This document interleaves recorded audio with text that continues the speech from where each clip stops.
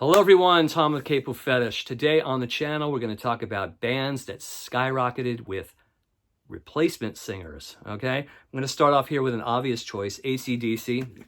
This is Highway to Hell from '79. So before Highway to Hell came out, they delivered about 5 or 6 albums with Bon Scott. TNT, High Voltage, Let There Be Rock, Powerage, Dirty Deeds Done Dirt Cheap. By '78, I think the record company wanted them to get a little more commercial appeal so they can get on the radio. So they hired Mutt Lange as producer, kind of beef up the sound, give the band a little more commercial appeal. And this album is it. It's just full of hooks. It rocks. It's just memorable from start to finish. I think one of the greatest hard rock albums of all time. When you think about AC/DC, they're not metal. They're like this missing link between like garage rock and metal. Somewhere in between there. So by the time this album came out, it became a huge smash. It hit number 17 on the charts. Their tour behind this record was huge. Sellouts everywhere. They were basking in the glory of this album until February 1980, when Bon Scott accidentally died of alcohol poisoning in the back of a car. So you got to give AC/DC a lot of credit for tenacity, because 2 months later, they hired Geordie Singer from Australia, Brian Johnson. They went in the studio, recorded this 2 months later after Bon Scott died in April of 1980. A few months later, in July '80, the album came out. I mean, unbelievable, right? A little bit of grieving, and then it's just back to the studio. So when this album was released, no one really knew what was going to happen. They didn't know how the audience would react to a new singer like Brian Johnson. He has definitely a different kind of aesthetic than Bon Scott. Bon Scott's voice sounds more like a cat in heat. Brian Johnson's voice sounds more like a parrot in like a garbage disposal. You know what I mean? It's just two completely different kinds of voices. So when this came out in the summer of '80, it started slowly getting a lot of airplay. By the fall of '80, it was all over the radio. You Shook Me All Night Long. And here we are, some 44 years later. This is one of the biggest selling albums of all time. It's up there with Thriller and Eagles' Greatest Hits and Zeppelin 4 as one of the biggest selling albums of all time. All these songs have been just about been played to death on radio. And talk about a band that just skyrocketed after a replacement singer. This is the epitome right here. AC/DC, Brian Johnson. Another band is Blood, Sweat, and Tears. This is their first album, Child is a Father to the Man, from early '68. Original lead singer is Al Cooper. He was a session player. He played in the Blues Project. He played on a really cool album called Super Session with Mike Bloomfield and Stephen Stills. He played the organ on Like a Rolling Stone. So this was his baby here. This is his band, Blood, Sweat, and Tears, but had moderate success. There's some great tunes on here, like I Can't Quit Her, I Love You More Than You'll Ever Know. But somewhere in mid-'68, some of the band members became disenchanted with his vocals. They didn't think his vocals were powerful enough. So he either quit or they fired him. I can't remember. But they hired Canadian singer David Clayton Thomas to the fore, released this self-titled second album by Blood, Sweat, and Tears to sing Out of the Gates. Was a huge hit. Tons of singles on here. And When I Die by Laura Nyro. You Made Me So Very Happy. Spinning Wheel, written by Clayton Thomas. God Bless the Child. So he brought this whole different kind of Lounge Lizards kind of swagger to Blood, Sweat, and Tears. Made them huge in 1969. This is one of the biggest selling albums of '69. Album of the year. Was number 1 for like 7 weeks. Multi-platinum. So yeah, this band was really huge for a few years. And once Cooper was out of the band, David Clayton Thomas sent them to the top. And I dig this album. In fact, I like one of the non-sung David Clayton Thomas songs on here called Sometime in Winter. Sung by, I forgot his first name. Last name is Katz. Great track. Great arrangements and all that stuff. But yeah, Blood, Sweat, and Tears is another example. Another example is The Small Faces. Going Into the Faces. By '68, the Small Faces had released their third album, Odgin's Nut Gun Flake. Really classic album from '68 here, with this round cover here. Really unusual design and packaging. I guess Steve Marriott was not happy with them, without his knowledge, releasing Lazy Sunday. It was a #1 hit, huge hit. That, along with him just being kind of disenchanted with the direction they were going in, Steve Marriott, on New Year's Eve 1968, he literally left the band on stage and never to return. He hooked up with Peter Frampton to form Humble Pie. This is their album, their first album, As Safe as Yesterday Is. And when Humble Pie started out, they were more kind of a folk rock band, more acoustic singer-songwriter. They would eventually gradually get into that boogie state that they were renowned for. So with Marriott out of the band and in Humble Pie, you have 3 remaining small faces: Ronnie Lane, Kenny Jones, Ian McLagan. And at that point, you had Rod Stewart and Ronnie Lane exiting the Jeff Beck group. This is their last album with Jeff Beck, Beck-Ola. So I don't know how they hooked up, but the small faces, the remaining 3 small faces, hooked up with Rod Stewart and Ronnie Lane. No, Rod Stewart and Ron Wood. Let's get that right. And Warner Brothers signed them. This is their first album, First Step. They changed their name to the Faces because they were taller than the 3 small faces, so it didn't really apply anymore, that name. So they put out this album, First Step, and with each successive album, coinciding with Rod Stewart's solo career, they would become more huge. By the 3rd album, A Nod Is As Good As a Wink to a Blind Horse, I think it was a top 10 hit, top 10 album with the single Stay With Me. The Faces were on top of the world, and along with Rod Stewart's solo career. So even by the 4th album, Ooh La La, which I think is really underrated, their last album, they were still on top, still a great concert draw, and that's another example of a band morphing from kind of just obscurity, at least in the U.S., to popularity in the U.S. I mean, the only hit the Small Faces had in the U.S. was Itchycoo Park, the summer of '67. I think that only hit number 17. So, and the Small Faces never were able to tour the U.S. either. They were just stuck in the U.K. So that was probably another point of contention while they never made it here in the U.S. But love the Small Faces, love the Faces, 2 completely different bands. I think Rod Stewart's voice in these early days was fantastic, but I think I'd give the edge, a little bit edge more to Marriott. I think Marriott has just that special magic, which is hard to even kind of decipher. He was amazing. Another band, Genesis, right? Formed with Peter Gabriel, Tony Banks, Mike Rutherford. Later on, Steve Hackett would join the band, and Phil Collins in '71. They released From a Genesis to Revelation in '69. Trespass in '70, Nursery Crime. That's when Phil Collins and Steve Hackett joined the band. And then, of course, Foxtrot, Selling England by the Pound. That was the first time they toured in the U.S.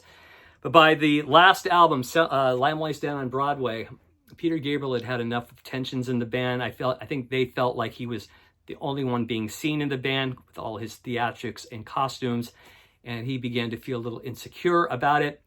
I think he was really in contention with Tony Banks a lot of the time with the material. He was the sole lyric writer of Lamb Lies Down on Broadway. During the tour, he told them they were going to leave, and by the end of the tour, he was out. They didn't know what they were going to do. They auditioned tons of different singers, quite a few different singers, till they finally settled on Phil Collins being the lead singer. The album released under Phil Collins' name for the first time was Trick of the Tail from 1976. This was a runaway hit right out the gate. Wasn't like a million seller, but it just proved that they could continue without Peter Gabriel. And this is a great album. And then each successive album, finally Hackett would finally just drop out of the fold, and it would just be a 3-piece. And by 1980s Duke, they would become a huge arena act. And then, of course, throughout the 80s, it would become this huge pop singles act, bearing no resemblance to the Peter Gabriel era, and became more huge than they ever were with Peter Gabriel. So another one is Jefferson Airplane. Okay, they started off their first album with Takes Off, and they had Paul Kantner in the band at the time and Marty Ballin, the singers, but they also had Signe Anderson. She was the original singer, female singer. So after this came out, she became kind of disenchanted with the band. There were some contract issues. She married one of the merry pranksters. She became pregnant and dropped out. At that point, the remaining members of the band found Grace Slick in a band called The Great Society. And Grace Slick brought White Rabbit and Somebody to Love into the fold of Jefferson Airplane. Released Surrealistic Pillow in early '67, became a huge hit. And every successive album after this was huge. After Bathing at Baxter's, Crown of Creation, Fallen Tears, Bark, they would remain huge with Grace Slick. She really made quite the change in the band with her amazing vocals. I still think she's one of the most underrated vocalists of all time, and she doesn't get enough credit. But her blend with Paul Kantner is amazing. It would influence, either directly or indirectly X with Exene and John Doe. I always thought those vocals sounded a lot like Paul Kantner and Grace Slick, and of course Marty Balin as well. So another one, of course, is Fleetwood Mac, right? You have like 3 different eras of Fleetwood Mac. You have the Peter Green, Jeremy Spencer period, the early blues period. Then you have the more kind of soft rock period with Bob Welch. He put out about 5 albums. Some of them were quite good. Bare Trees is a great album. But by the 5th album with Bob Welch, Heroes Are Hard to Find, Success Was Hard to Find, and And so Bob Welch dropped out. Some point between this album and the next album, Mick Fleetwood met Lindsey Buckingham and Stevie Nicks. And I think he heard their solo album, brought them down to the studio, see how it would work out. Right off the bat, it worked out great. Great chemistry with Stevie Nicks, Lindsey Buckingham, and the rest of the band. And in 1975, they would release this amazing album here, Fleetwood Mac, self-titled, huge right out of the gates. Stevie Nicks' Landslide and Rhiannon.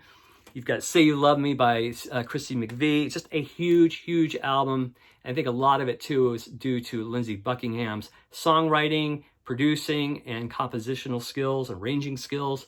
And, of course, Rumors came after this, and they would become bigger than ever. And I don't think the majority of people would even remember the early Fleetwood Mac at that point. So, and then, of course, Bob Welch would put out a hit, too, with French Kiss in '77 with Sentimental Lady and Hot Love in a Cold World or something like that. So, another one, too, is the Doobie Brothers. From the early to mid-'70s, Tom Johnston was the lead singer. He was pretty much cranking out hit after hit. As on this greatest hits album here, Best of, China Grove. You got Listen to the Music, Rockin' Down the Highway. Jesus Is Just All Right. Of course, Patrick Simmons had a few cool tunes here like Blackwater and South City Midnight Lady. But by about 1975, Tom Johnston was having problems with his stomach, probably some drug issues as well.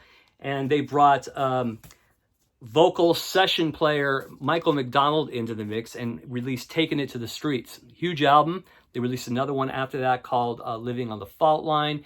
And I mean, how could you even get bigger than some of these hits than Best of the Doobies here with Tom Johnston? Well, they did it here with 1978's Minute by Minute album. This was a huge album and created a whole new sense of sound for Doobie Brothers. More of a soul kind of Doobie Brothers rather than more of that kind of rocking Moby Grape-ish Doobie Brothers from the early 70s. I remember when I got this album late 78, I kind of foresaw what the hit was going to be. What a Fool Believes. I knew that song was going to be huge, and it was huge, and this album was huge. And they ascended even more higher up than they were with Tom Johnston there for a while, with Michael Johnson at the helm. Michael McDonald. Tom Johnston, Michael McDonald at the helm. They were huge here for a couple of years after Minute by Minute. Of course, he left the band after so many years, and Tom Johnston came back, and I think they're both touring with now Tom Johnston and Michael McDonald, but Doobie Brothers kept ascending, even with a new lead singer. And then, of course, we have Pink Floyd, right? Pink Floyd was basically Syd Barrett's band in the beginning, from 65 to 67. He was kind of the architect of the band, the visionary, right? Their first album, Piper at the Gates of Dawn, is a classic, an absolute psychedelic classic. A lot of psychedelic jams. I really love Syd Barrett's kind of like child whimsy-like type tunes. Like I love Bike. The Gnome is great. Lucifer Sam. Just a really, really, really unique character, Syd Barrett. And I still want to see that documentary. I can't seem to find where or who is streaming it to this day. Came out a couple of years ago. So one album with Syd Barrett, and it could have been a combination of all the acid and maybe maybe he had some schizophrenia, but he was becoming very despondent by the end of 1967. And then David Gilmour took over for about 5 albums. But when it came to this album here, they, you know, I'd say from like Saucer Full of Secrets and down the line through Metal, and then when this album came out, this completely changed the direction here. They had David Gilmour singing, Roger Waters sometimes singing, but they became a huge band, as we know, once Syd Barrett left. But it was a gradual thing, you know, from about 68 to 73. From 73 on, they were one of the biggest bands of all time. Another one, too, is the Yardbirds. So in about late 66, the Yardbirds released one of their greatest singles, Happenings 10 Years Time Ago. At this point, they had Jimmy Page in the mix with Jeff Beck playing. Jimmy Page would alter between rhythm guitar and bass guitar. On this, he's playing rhythm guitar. But this is only like one of 3 collaborations between Jeff Beck and Jimmy Page that were released during this period. The other one being, I think on the UK version of this, there's a song called Psycho Daisies, kind of a garage rock psych song, really cool. This one is the Nazar Blue on the US version, kind of an instrumental. Is it an instrumental? I don't think so. I think Beck's singing on it. But anyway, shortly after the single was released, during a package tour in the UK with the Rolling Stones, Beck would just bail out, leave Page on his own. The Yardbirds became a 4-piece. They put out this kind of underwhelming last record, Little Games, in 67.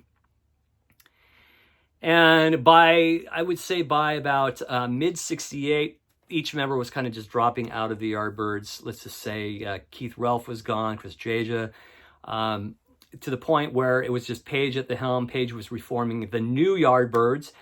He recruited Robert Plant, and he recruited John Bonham, and of course, John Paul Jones, great session player. So it kind of went from the Yardbirds being Keith Relf at the helm to Robert Plant being the replacement singer for Keith Relf and the new Yardbirds. By October 1968, they would be called Led Zeppelin. And we all know the rest. They've become the most biggest band of the 1970s and probably the most influential band of the 1970s. And then one other thing, too, as we're talking about singers that eclipsed the original singers, or, you know, that kind of thing, the Temptations kind of followed a similar route. In their early days, they had, like, say, 1964, they had Eddie Kendricks on songs and hits like The Way You Do the Things You Do. By the mid-60s, they had, you know, David Ruffin taking over for, like, My Girl, Ain't Too Proud to Beg, I'm Losing You. And then his ego took over, and he either quit. I can't ever get any real information. Did he quit or was he fired?